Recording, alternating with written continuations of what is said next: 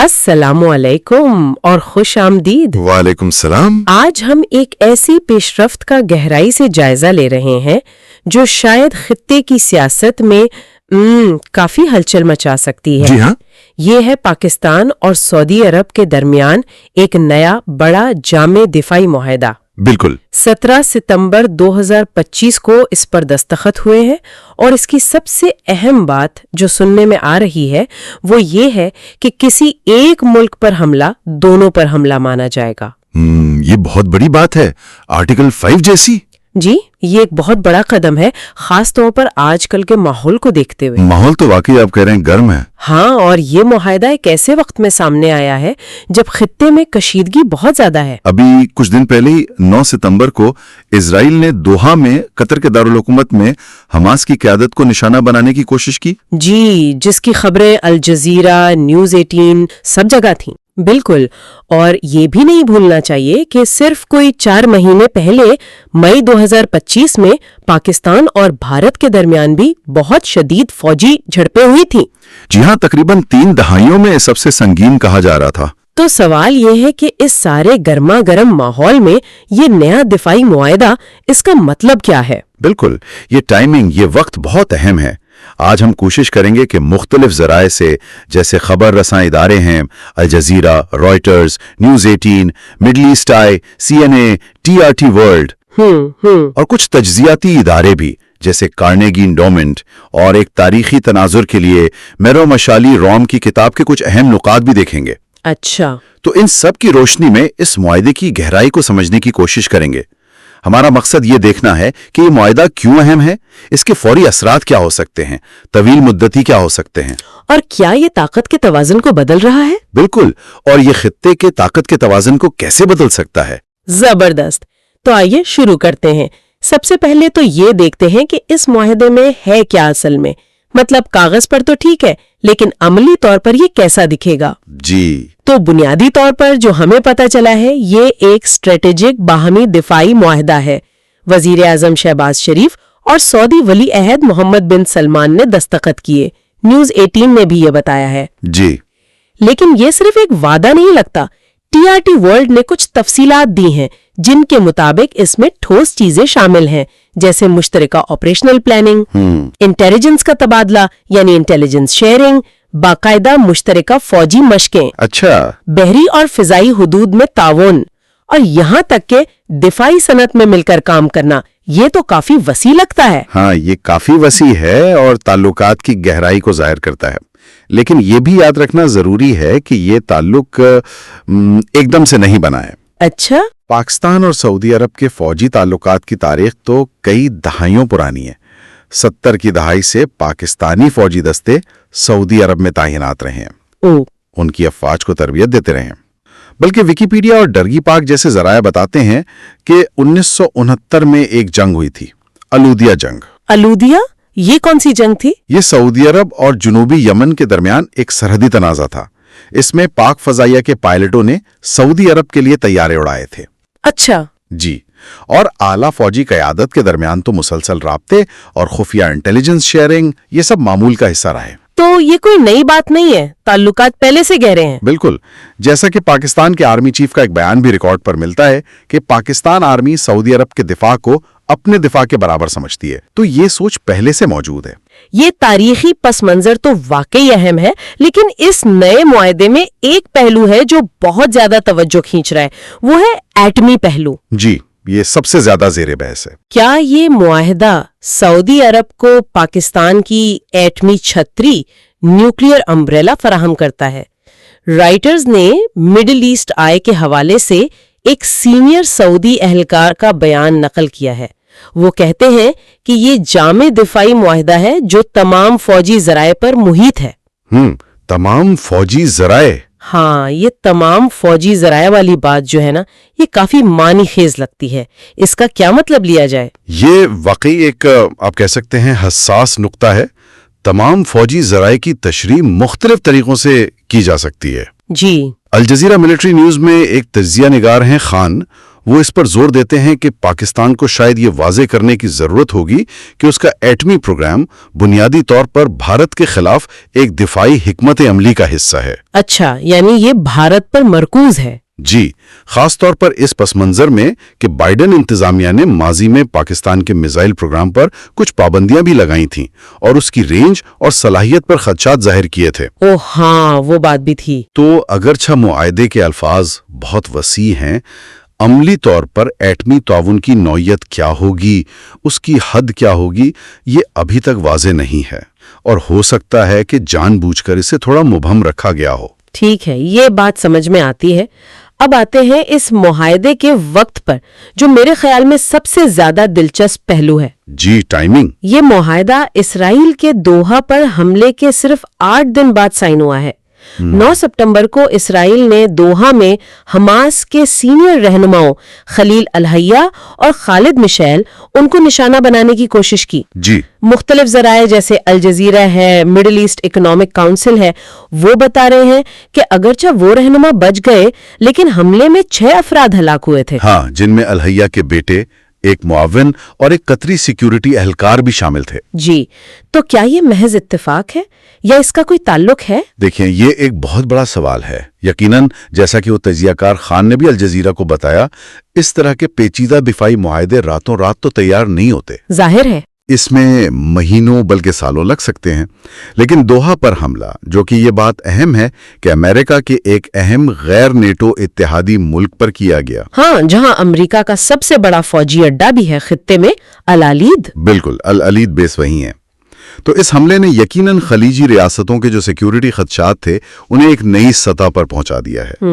Al Jazeera کی reporting کے مطابق اس حملے نے امریکی سیکیورٹی چھتری پر ان کے اعتماد کو آپ کہہ سکتے ہیں متزلزل کیا ہے۔ تو یہ ہو سکتا ہے کہ بات چیت تو چل رہی ہو لیکن اس حملے نے اس کو تیز کر دیا، ایک فیصلہ کن موڑ دیا۔ جی، ایسا لگتا ہے۔ ہو سکتا ہے کہ پہلے سے جاری مذاکرات کو اس واقعے نے ایک فیصلہ کن رفتار دی ہو، ایک طرح کا کیٹلسٹ ثابت ہوا ہو۔ یعنی اس نے خلیجی ریاستوں کو سوچنے پر مجبور کیا کہ بھئی اپنی سیکیورٹی کے لیے ہمیں کچھ اور متبادل انتظامات پر زیادہ سنجیدگی سے غور کرنا چاہیے۔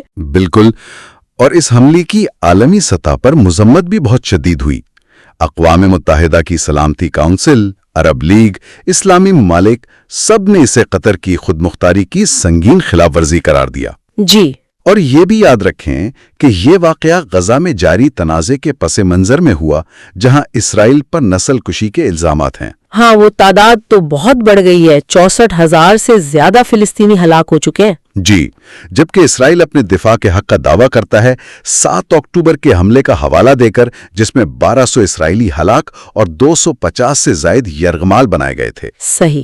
تو دوحہ حملے نے ان تمام تناؤ کو اور بڑھا دیا اور شاید خلیجی ممالک کو پاکستان، مصر اور ترکی جیسے جو علاقائی شراکت دار ہیں ان کی اہمیت کا پہلے سے زیادہ احساس دلایا۔ اچھا، اور ایک بھارتی انٹیلیجنس نوٹ کا بھی ذکر آیا تھا نیوز 18 میں جو لیک ہوا، وہ بھی اس ٹائمنگ کو بہت اہم سمجھتا ہے۔ یہ بات بھی ہے۔ اور اس پوری تصویر میں بھارت پاکستان کشیدگی کا عنصر بھی تو ہے نا۔ جی ہاں، وہ کیسے بھول سکتے؟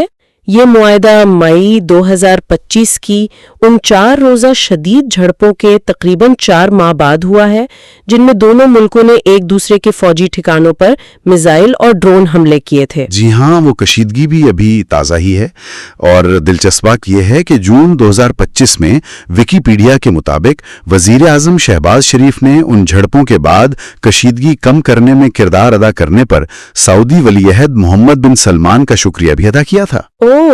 تو سعودی عرب پہلے ہی ایک کردار ادا کر رہا تھا۔ جی، وہ پہلے ہی دونوں ممالک کے درمیان ایک پل کا کردار ادا کر رہے تھے۔ اب یہ دفاعی معاہدہ اس تعلق کو ایک نئی، زیادہ رسمی اور زیادہ مضبوط شکل دیتا ہے۔ ٹھیک ہے، تو ان سب واقعات کے بعد اب رد عمل کیا آ رہا ہے، خاص طور پر بھارت اور امریکہ کی طرف سے؟ جی، یہ اہم سوال ہے۔ بھارت کا رد عمل، جیسا کہ ہم سوچ سکتے ہیں، کافی محتاط ہے۔ الجزیرہ اور نیوز 18 کی رپورٹس یہی بتا رہی ہیں کہ وہ اس معاہدے کے اپنی قومی سلامتی اور علاقائی استحکام پر جو اثرات پڑیں گے ان کا بہت غور سے جائزہ لے رہا ہے۔ ظاہر ہے۔ اشناک کہا گیا ہے۔ तशवीशनाक। जी, उनके ख्याल में ये सऊदी अरब की जानिब से नई दिल्ली के खिलाफ एक इस्लामी ब्लॉक को दोबारा मुतहर्रिक करने की कोशिश हो सकती है, अगरचे वो ये भी मानते हैं कि इससे भारत के खिलाफ फौरी तौर पर किसी खुली दुश्मनी का इम्कान कम है। अच्छा, तो वो इसे एक ब्लॉक बनाने की कोशिश समझ रहे हैं। अमेरिका के लिए क्या सूरत हाल है? हाँ, अमेरिका के लिए ये सूरत हाल ज्यादा पेचीदा लगती है। मिडिल ईस्ट आई के मुताबिक अफगानिस्तान से इनखला के बाद पाकिस्तान के साथ अमरीकी ताल्लुकात पहले ही कुछ सर्द महरी का शिकार हैं। जी, वो तो हैं। दूसरी तरफ इजराइल के जो हालिया इकदामात हैं, खास तौर पे ये दोहा हमला, ये अमरीकी मुफादात और खित्ते में उसकी साख को नुकसान पहुंचा रहे हैं, जैसा कि एमी काउंसिल ने भी निशानदही की। बिल्कुल। तो अब वॉशिंगटन एक तरह से दो राहे पर खड़ा है। क्या वो इजराइल की गैर मशरूत हिमायत जारी रखेगा या खित्ते के जो दूसरे अहम ममालिक हैं उनके साथ अपने ताल्लुकात को ज्यादा अहमियत देगा? हाँ, ये बड़ा सवाल है। अल जजीरा में लेवी जैसे मुबस्सिरीन यही सवाल उठा रहे हैं। तो ये मुआहदा इस पस मंजर में अमेरिका के लिए भी काफी गौर व फिक्र का बाइस है। तो क्या हम ये कह सकते हैं कि ये खित्ते में एक नई जियोपॉलिटिकल सफबंदी का आगाज है? क्या खलीजी ममालिक वाकई अमेरिकी सिक्योरिटी छतरी से बाहर निकलने की कोशिश कर रहे हैं? देखिए, ये कहना शायद थोड़ा जल्दी होगा कि वो मुकम्मल तौर पर बाहर निकल रहे हैं, लेकिन शवाहिद जैसे अल जजीरा और सीएनए की रिपोर्टिंग में आ रहे हैं, वो इस तरफ इशारा जरूर करते हैं कि वो अपने सिक्योरिटी इंतजामात को मुतनव्वे बना रहे हैं, यानी डाइवर्सिफाई कर रहे हैं। जी बिल्कुल, और सिर्फ अमेरिका पर इन्हिसार कम करना चाहते हैं। ये मुआहदा यकीनी तौर पर पाकिस्तान और सऊदी अरब के दरमियान सियासी और दिफाई हम-आहंगी को एक नई सतह पर ले जाएगा। लेकिन ये दोनों मुमालिक के लिए एक इम्तिहान भी होगा कि वो एक दूसरे के जो इलाकाई तनाजुआत हैं, जैसे पाकिस्तान का भारत के साथ या सऊदी अरब का ईरान के साथ, उनसे खुद को कैसे महफूज रखते हैं। ये भी एक पहलू है। अच्छा, और वसीतर अरब और इस्लामी दुनिया में क्या रद्द अमल है? क्या वहां कोई मुश्तरका लायहा अमल बन रहा है? वहां दोहा हमले पर शदीद गम व गुस्सा तो पाया जाता है। अरब इस्लामिक स्टेट्स न्यूज़ और अल जजीरा के मुताबिक कतर में एक हंगामी अरब इस्लामी सरबराही इजलास बुलाने की बातें हो रही हैं। अच्छा। और खलीजी ताउन काउंसिल यानी जीसीसी, जो 6 खलीजी अरब रियासतों की तंजीम है, वो भी अपने मुश्तरका दिफाई मैकेनिज्म को फाल करने पर गौर कर रही है। ओह। और कुछ सऊदी माहिरीन तो, जैसा कि TRT वर्ल्ड ने रिपोर्ट किया, इस पाक सऊदी मुआहदे को खित्ते के लिए नेटो जैसा करार दे रहे हैं। नेटो जैसा? ये तो बहुत बड़ी बात है। जी, जो इसकी अहमियत को जाहिर करता है उनकी नजर में। ये वाकई बड़ी तब्दीलियां लग रही हैं। अब इन सब को समझने के लिए थोड़ा सा तारीखी तनाजुर भी जरूरी है। आपने शुरू में मेरो मिशाली राम की किताब का जिक्र किया था। जी। क्या उनके काम से हमें मौजूदा सूरत हाल को समझने में कोई मदद मिल सकती है? ये तारीखी तनाज़ात कैसे जुड़े हुए हैं? जी बिल्कुल। मिशाली राम का काम conflict, change and persistence, Bharat Pakistan और अरब इसराइल तनाज़ात का एक बहुत दिलचस्प तकाबुली जायजा पेश करता है। अच्छा, इन दोनों का मुवाजना? जी, वो बताते हैं कि दोनों तनाज़ात की जड़ें नौ आबादियाती दौर के खात्मे और तकसीम के मंसूबों में हैं, हिंदुस्तान की तकसीम और फिलिस्तीन की तकसीम। और अहम बात यह है कि इन तनाज़ात में रियासतों के साथ साथ गैर रियासती अनासिर, जिन्हें हम नॉन स्टेट एक्टर्स या NSAs कहते हैं, उनका किरदार बहुत अहम रहा है। जैसे कश्मीर में मुतहरिक ग्रोह या फलस्तीन में हमास और हिजबुल्लाह वगैरह? बिल्कुल बिल्कुल वही। राम के तज्जिये के मुताबिक भारत पाकिस्तान तनाज़े का मरकज ज्यादातर कश्मीर रहा है और पाकिस्तान पर यह इल्जाम लगता रहा है कि वो कश्मीरी अस्करियत पसंदों की हिमायत करता रहा है, जिसे इर्रेडेंटिज्म भी कहते हैं। जी, किसी खोए हुए इलाके को वापस हासिल करने की रियासती ख्वाहिश। दूसरी तरफ अरब इजराइल तनाज़ा ज्यादा पेचीदा है, जिसमें कई रियासतें और मुख्तलिफ NSAs शामिल हैं, जैसे PLO, हमास, हिजबुल्लाह वगैरह। सही। और वक्त के साथ साथ ये तनाज़ा भी बदला है। कभी पैन अरबिज्म का जोर था, फिर रियासती मुफादात गालिब आ गए। कुछ अरब ममालिक ने इसराइल से अमन मुआहदे भी कर लिए, जैसे मिस्र और उर्दन ने। जी, कैंप डेविड वगैरह। जी, लेकिन शाम और लिबनान के साथ तनाज़ात जारी रहे और फलस्तीनी मसला मरकजी हैसियत इख्तियार कर गया, जहां अब हमास जैसी इस्लामी तहरीकें فتح جیسی سیکولر قوم پرست تحریکوں کو چیلنج کر رہی ہیں۔ تو یہ بہت پیچیدہ تصویر ہے۔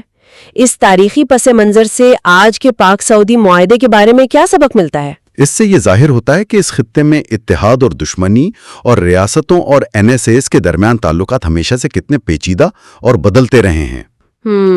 پاکستان کی کشمیر پالیسی کی تاریخ اور عرب ممالک کی فلسطینی کاز کے لیے بدلتی ہوئی حمایت، یہ سب موجودہ صورتحال کو سمجھنے میں مدد دیتے ہیں۔ ٹھیک۔ یہ نیا معاہدہ جو دو ریاستوں کے درمیان ہے، اس پیچیدہ جال میں ایک نیا دھاگا ہے۔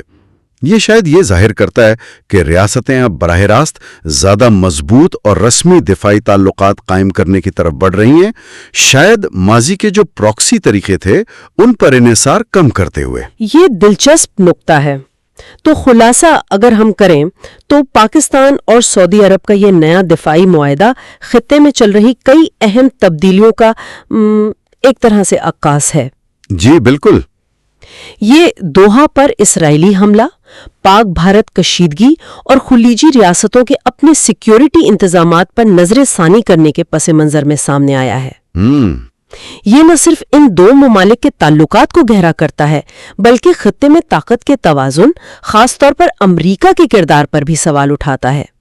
بھارت محتاط ہے، امریکہ شاید مخمصے میں ہے، اور عرب دنیا میں بھی نئی صف بندیوں کے اشارے مل رہے ہیں۔ بالکل، اور یہ سمجھنا بہت ضروری ہے کہ یہ سب کچھ ایک ایسے خطے میں ہو رہا ہے جس کی تاریخ، جیسا ہم نے بات کی، پیچیدہ تنازعات سے بھری پڑی ہے۔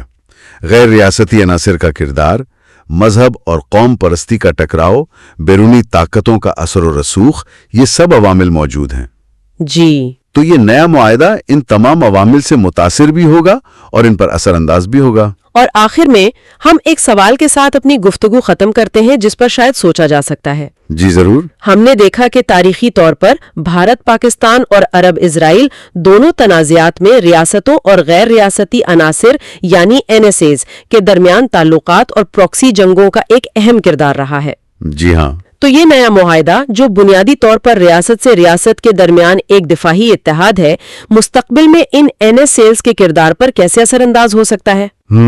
بہت اہم سوال ہے۔ کیا یہ ان کے اثر و رسوخ کو کم کرے گا یا شاید انہیں نئے طریقوں سے استعمال کرنے کا باعث بنے گا؟